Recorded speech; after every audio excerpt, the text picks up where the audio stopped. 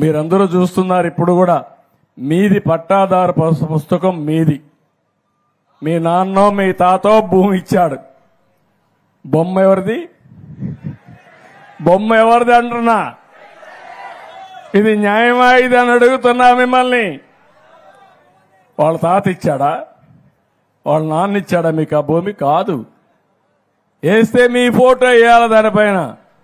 అందుకే నేను ఒకటే ఆలోచించాను, అది కూడా నిర్ణయం చేశాం. రాజా ముద్రతో మళ్లీ పట్టాదారు పాసు పుస్తకాలకు మీకు ఇచ్చే బాధ్యత మాది.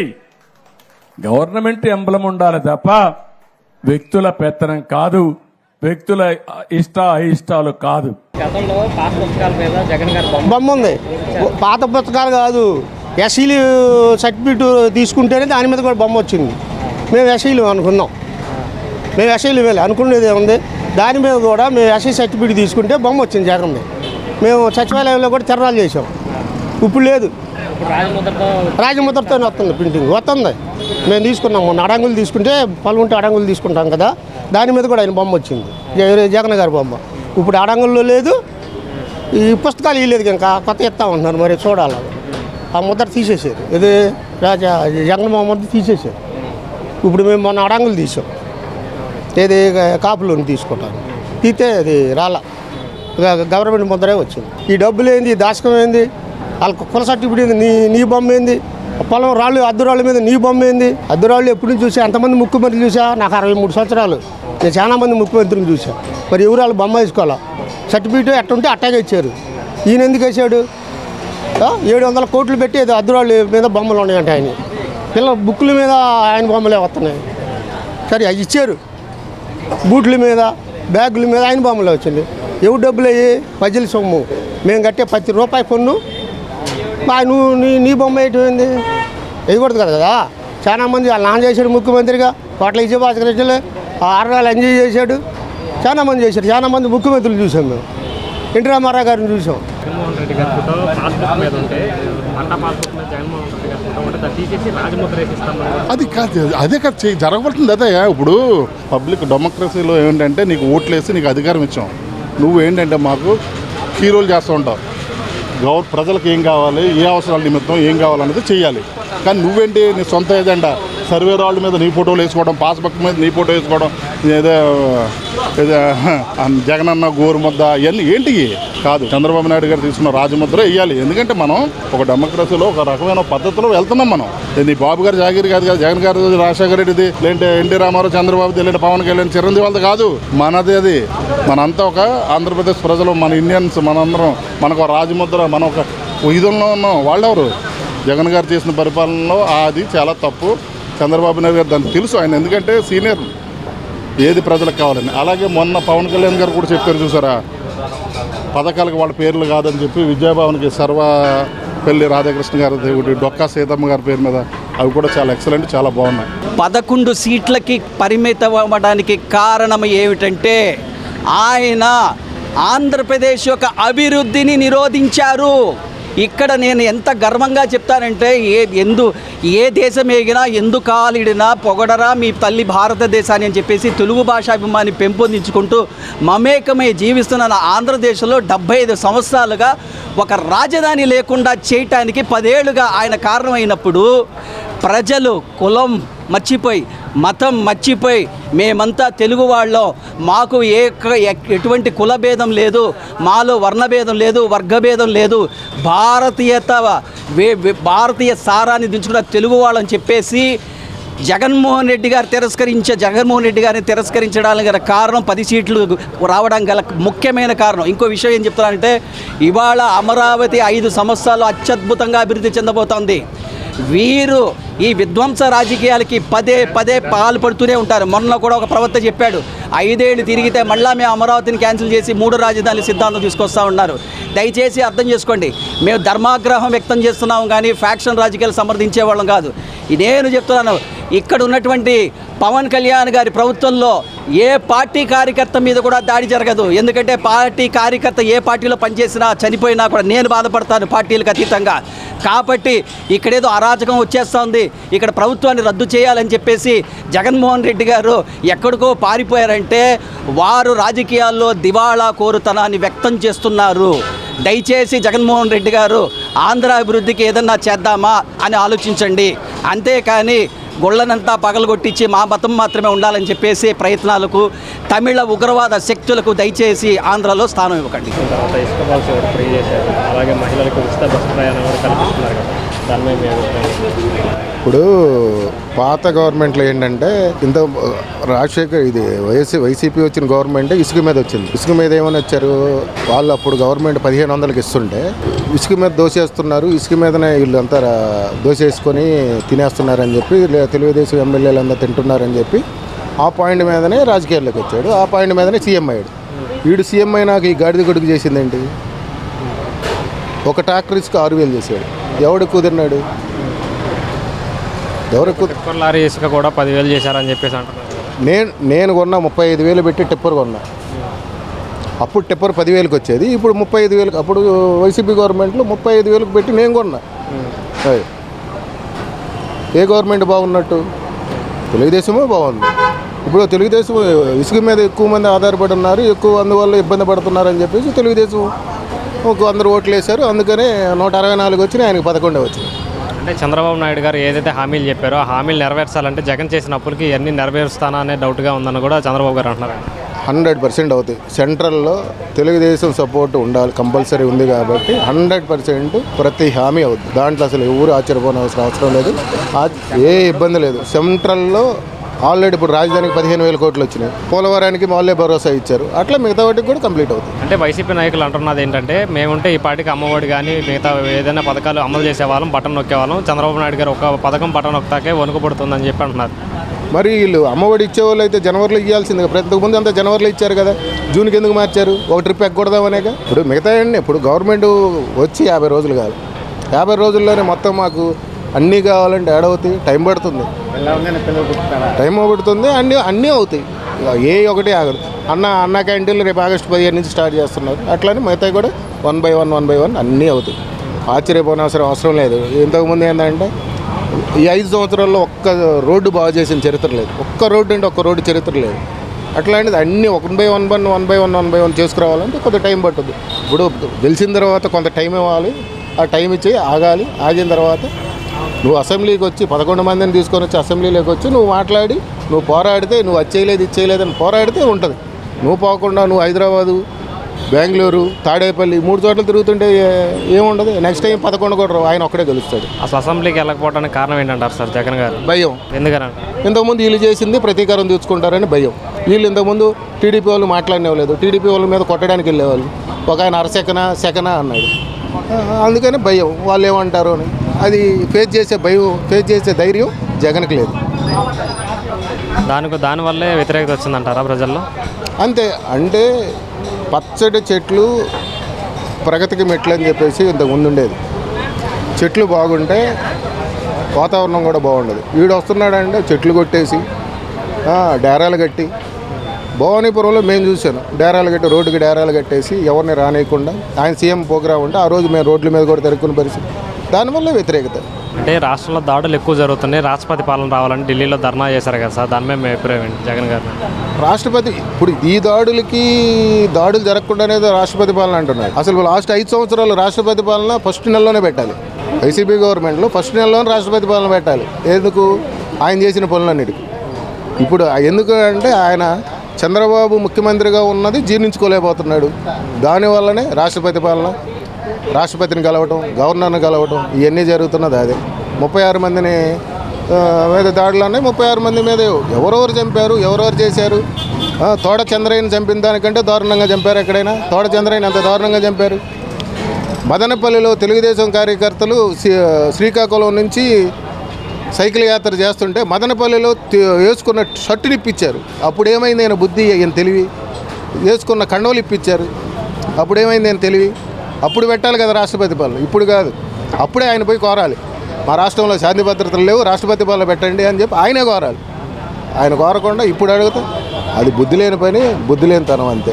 అదేవిధంగా సొంత చెల్లి షర్మిలా గారు కూడా ఒక మాట అన్నారు, బాబాయ్ని చెప్పినప్పుడు ఢిల్లీలో ధర్నా చేయలేదే, మరి ఇప్పుడు ఎందుకు చేస్తానని కూడా ఆరోపిస్తుంది ఆమె. దాని గురించి మీరు ఆమె చెప్పేది 100% కరెక్ట్. ఎందుకంటే వాళ్ళ బాబాయిని చంపినప్పుడు అదే ఢిల్లీలో కానీ ధర్నా చేసి ఉంటే బాగుండేది. ఇప్పుడు ఇంకోటి ఏంటంటే ఒక 5 సంవత్సరాలు సొంత బాబాయిని చంపినప్పుడు ఎవరైనా కానీ, అది నేను కానీ మీరు కానీ ఎవరైనా సొంత బాబాయిని చంపినప్పుడు నా బాబాయిని ఎవరు చంపారు తెలుసుకోవాలని చెప్పి 5 సంవత్సరాలు అధికారంలో ఉన్నప్పుడు ఫస్ట్ పని అదే చేస్తాడు. కానీ 5 సంవత్సరాలు ఈయన చేయలేదు కాబట్టి అది ఎవరు చేశారో ఆయనకే తెలుసు, జనాలకు తెలుసు. ఈసారి జగన్ గారు పుంజుకునే అవకాశం ఏమైనా ఉందంటారా? ఇంకో 10 సంవత్సరాలు ఆగాలి. జగన్ మళ్ళీ పుంజుకోవాలంటే 10 సంవత్సరాలు ఆగాలి.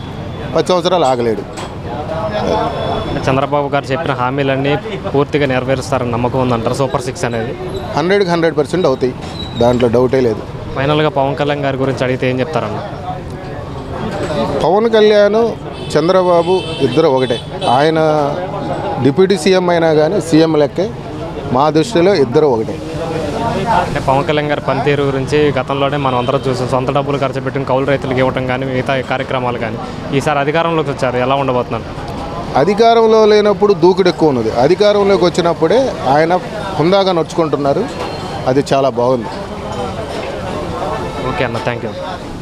అంటే చంద్రబాబు గారు సూపర్ 6 అని ప్రవేశపెడుతున్నారు కదా, ఇవన్నీ నెరవేర్చే అవకాశం ఉందంటారా? లేదండి. ఎందుకని అంటారు? అవి అమలు చేస్తే, పథకాలు అమలు చేస్తే ఇంకా ఆర్థిక అప్పు అయిపోతాయి, ఇక చేయలేరు.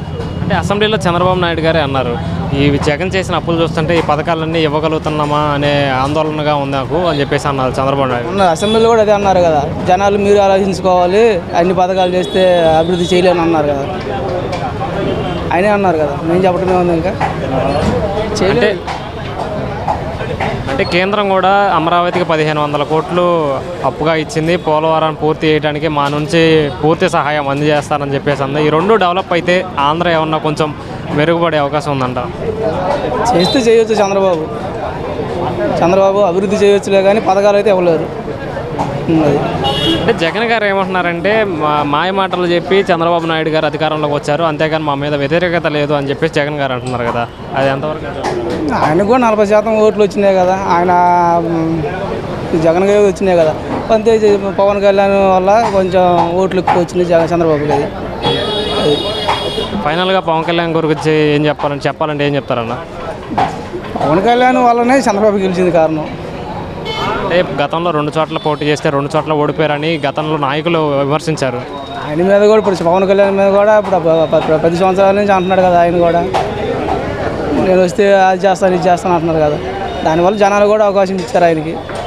అది అంటే ఈ అవకాశాన్ని నెరవేరుస్తారంటారా? ఆయన చేతిలో ఉంటుంది. ఇక మన ఇప్పుడు జనాలు ఇదివరకు రాజకీయ నాయకులు అందరూ వస్తున్నారు చెబుతున్నారు, చూద్దాం, ఇది కూడా చూద్దాం. 5 సంవత్సరాలు ఇప్పుడే కదా. చంద్రబాబు నాయుడు గారు సూపర్ 6 పథకాలను అమలు చేసే అవకాశం ఉందంటారా?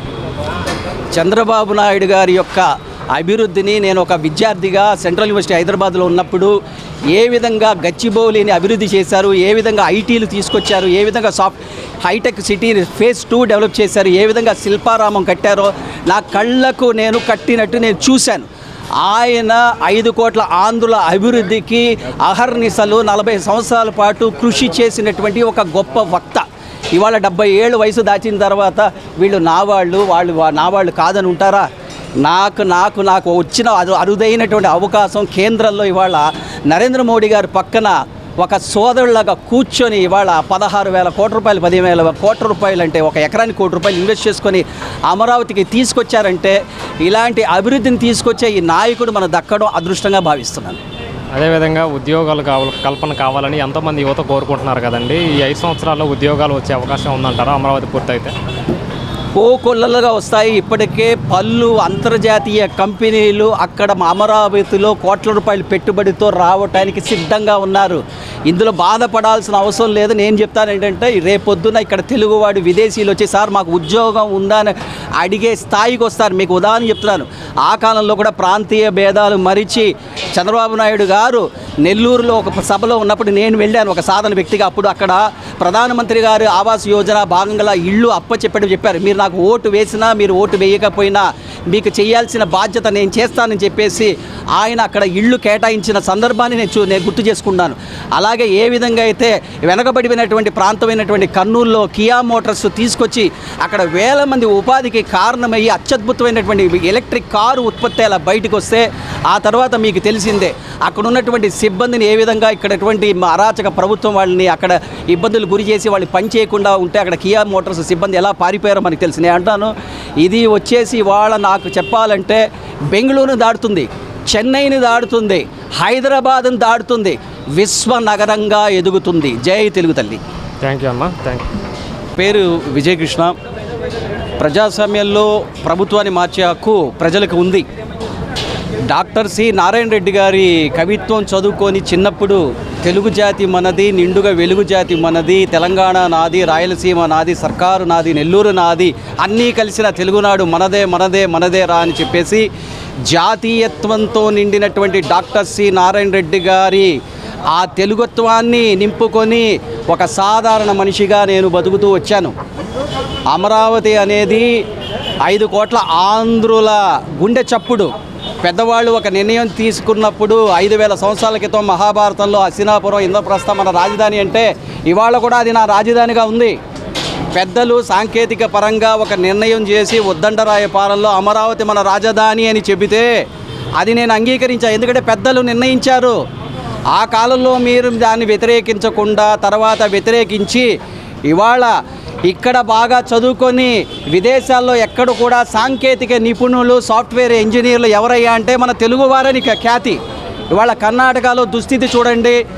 కన్నడ భాషోన్మాదంతో అక్కడ కన్నడం వాళ్ళకి మాత్రమే ఉద్యోగాలంటే ఇవాళ అమరావతిలో స్టార్టప్ కంపెనీస్ వస్తే ఇక్కడ ఉన్న మన తెలుగువారు సాఫ్ట్వేర్ ఇంజనీర్ అయ్యి ఇక్కడే పని వెతుక్కొని ఇక్కడే 30-40 అంతస్తుల్లో ఎక్కడో సియాటల్లో పోయి సిలికాన్ వ్యాలీలో పని చేయకుండా ఇక్కడే విదేశీయులకి పని ఇస్తే ఎలా ఉంటుందండి? అంటే ఒక చిన్న సాధారణమైనటువంటి అండర్స్టాండింగ్ కూడా మన మాజీ ముఖ్యమంత్రి గారు జగన్మోహన్ రెడ్డి గారికి లేదు. ఇవాళ ఎందుకు హస్తినాపురంలో ఇంద్రప్రస్థంలో వీరు చేసినటువంటి ధర్నాన్ని ఎందుకు ఖండిస్తున్నానంటే హిందువుల మనోభావాలని ఆయన కించపరిచారు. చిదంబరం లోక్సభ ఎంపీ తిరుమావళవన్ తమిళనాడులో హిందూ మనోభావాల్ని దెబ్బతీస్తూ అయ్యప్ప స్వామిని అసహ్యంగా మాట్లాడాడు. నేను కాంగ్రెస్ వ్యక్తిని కాదు, కానీ రాజీవ్ గాంధీని అత్యంత క్రూరంగా చంపినటువంటి ఎల్టీటీ తీవ్రవాదులకి ప్రత్యక్ష మద్దతు ఇచ్చేవాడు ఈ చిదంబరం లోక్సభ ఎంపీ తిరుమావళవన్. ఆ తమిళనాడు చెందినటువంటి ఈ తిరుమావళవన్ I.N.D.I.A అలయన్స్కి సంబంధించిన వ్యక్తిని మీరు ఎందుకు ఆంధ్ర రాజకీయాల్లోకి తీసుకొచ్చారు? అతను సపరేట్ తమిళ దేశానికి కోసం మొన్న చెన్నైలో ప్రజలను ఉద్దేశించి మన అంతిమ లక్ష్యం ఈ భారతదేశాన్ని ముక్కలు చేసి తమిళ దేశం ఏర్పాటని చెప్పాడు. మీరు ఒకసారి అది చూసుకోవచ్చు. ఈ తిరుమావళవన్కి మీకు సంబంధాలు ఏమిటి? ఒక ప్రభుత్వ అధికారి శేషాచలం అడవుల్లో ఎర్రచందనం కొట్టేవాడు తెలుగువాడా తమిళవాడా అని చూడకూడదు. వాళ్ళందరినీ కాల్చి అవతల పారేయాలి. ఈ విధంగా ఈ తిరుమావళవన్ చిత్తూరు, నెల్లూరు జిల్లాల్లో తమిళ తెలుగు ద్వేషాన్ని ప్రజ్వలింపజేయటానికి భయంకరమైనటువంటి కృషి చేస్తున్నాడు. ఇలాంటి ఉగ్రవాదులు మీరు పక్కన పెట్టుకొని జగన్మోహన్ రెడ్డి గారు మీరు ఏం చేయదలుచుకున్నారని చెప్పేసి నేను ఒక హిందువుగా నా ధర్మాగ్రహాన్ని వ్యక్తం చేస్తున్నాను.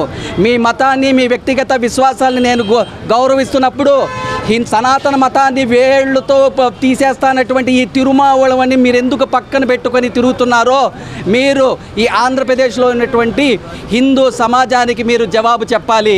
సార్ అదేవిధంగా జగన్ గారు ఎన్డీఏ కూటమిలోకి కాకుండా ఇండియా కూటమిలోకి వెళ్ళే అవకాశం ఏమన్నా ఉందంటారా? నేను చెప్తున్నానండి, ఆంధ్ర ప్రజల ఆకాంక్షను తీర్చుకునే విధంగా జగన్మోహన్ రెడ్డి గారు చేయాలి.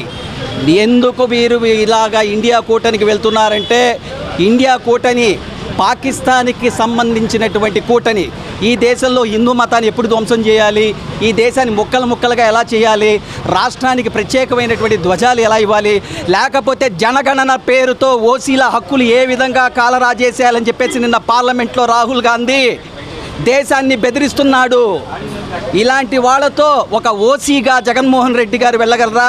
మీ ఓసీ ఇళ్లలో మేము చొరబడతాం, మీ ఇళ్ళు పగలగొడతాం, మీ బీరవాల్లో ఉన్నటువంటి డబ్బులంతా దోచి 8 మంది కన్నా జిహాదీకులకి ఇస్తామని చెప్పేసి మల్లికార్జున ఖర్గే గారు చెప్తే ఒక ఓసీగా మీరు ఇండియా అలయన్స్లో మీరు చేరగలరా?